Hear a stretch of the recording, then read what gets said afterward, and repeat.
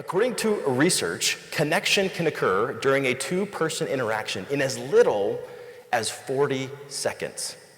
That's it. An elevator ride is sufficient for you to boost your well-being and the well-being of a stranger, if you're connectable. Reaping the benefits of connection takes a lot less effort than you might think, and a lot less time than you might think. All right, here's the final connection inhibitor, the top one that, of all the folks that we surveyed, said this is getting in the way of their connection. Probably some of you can guess it. It's busyness. We're so busy, it's disrupting our connections. So let me share a quick social experiment that kind of fleshes out why busyness is getting in the way. So recently they took a group of individuals and they tasked them with the same task of delivering a speech across town. So that they all had the same objective. And then they took the group and they divided them into 3 groups, subgroups. Group 1 was told, hey, you've got plenty of time to prepare for your speech and plenty of time to get to the venue. The second group was told, hey, you're on time, but you gotta leave right now to get to the venue on time. And this poor third group, they were told, hey, you're already late. Even if you hurry, there's already people gathering at the venue waiting to hear you speak. And so all 3 groups had to travel along the same path to get to the venue. And the researchers channeled them through this long, narrow alleyway in which they placed an actor that was hurt, that was lying on the ground. And they wanted to see who of these 3 groups would stop to help this individual. Here are the results. Of the folks that had plenty of time, 63% of them stopped to help. Of the folks that were on time, 45% of them stopped.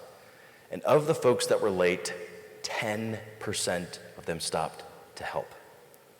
That means 90% of people that were late stepped over a person in need to get to the venue.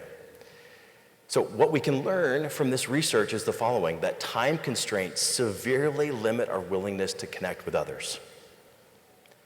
So the question you and I need to wrestle with is who or what might you be stepping over while busying about your day? We're all guilty of this. And I'm willing to bet that everyone in this room, there's more on your plate, there's more on your shoulders than ever before. And if we're not careful, that lack of margin in our calendars is going to get in the way of us connecting with those around us. So let me give you one example. A client of mine recently adopted the connection practice that I call Connect 5. It works great for in-person teams, hybrid teams, virtual teams, and here's how it works.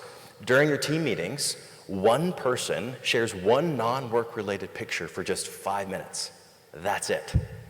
So team members will share their marathon training, their home brewing setup, their beloved pets, and it gives an opportunity for all the other team members to see the human behind the job, to take a step closer to strengthen connection.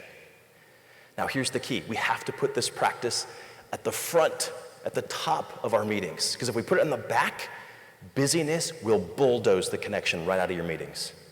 So we have to be intentional. We have to fight for connection and put activities like this at the top of our meetings. We have to fight for connection. That's fearless HR. So my friends, the something in our everyday life that can transform the whole health of you and your multi-generational teams, it's connection.